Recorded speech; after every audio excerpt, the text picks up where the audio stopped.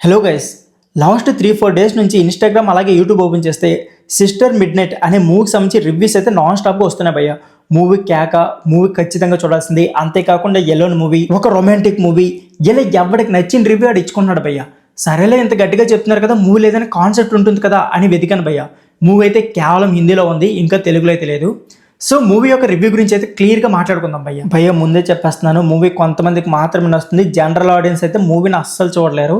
ఇకపోతే ఈ మూవీ కొన్ని చోట్ల అయితే కేవలం ఎలోన్గానే చూడాలి. ఇంట్లో మీ నాన్న మీ అమ్మ ఉన్నారనుకో కొత్త మీద ఉంటారు భయ్య. ముందు మూవీ యొక్క మెయిన్ ప్లాట్ గురించి మాట్లాడుకుందాం, తర్వాత మూవీ సంబంధించి కంప్లీట్ రివ్యూ గురించి మాట్లాడుకుందాం.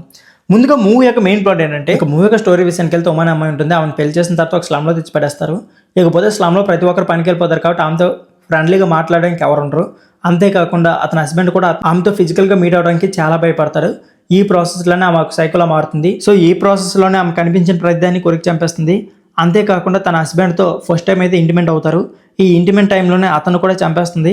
తర్వాత మూవీ స్టోరీ ఎటు వెళ్తుంది, ఏం జరుగుతుంది ఏంటనేది క్లారిటీ అయితే ఉండదు భయ్య. నాకైతే నిజంగా చెప్తున్నాను, మూవీ అయితే అస్సలు అర్థం కాలేదు.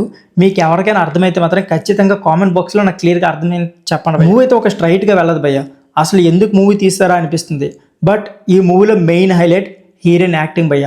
డైలాగ్స్ కొద్దిగా ఉంటాయి, బట్ ఫేషియల్ ఎక్స్ప్రెషన్స్ మాత్రం నెక్స్ట్ లెవెల్లో ఉంటాయి.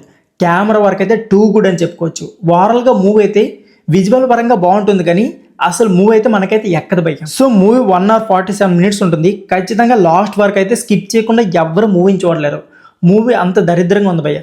బట్ నేనైతే మీకు రివ్యూ ఇవ్వాలి కాబట్టి ఖచ్చితంగా చూడకుండా తప్పదు. సో మూవీ అయితే నాకైతే ఎక్కలేదు భయ్య, అసలు నాకు నచ్చలేదు. చాలా మంది రివ్యూయర్స్ మాత్రం మూవీ ఎక్సలెంట్ అవసరం అంటున్నారు. వాళ్ళకి ఏం అర్థమైందో నాకు తెలియదు, కానీ నాకైతే మూవీ అయితే అస్సలు నచ్చలేదు భయ్య. మీకేమనిపించిందో కామెంట్ బాక్స్లో కామెంట్ చేయడం మర్చిపోకండి.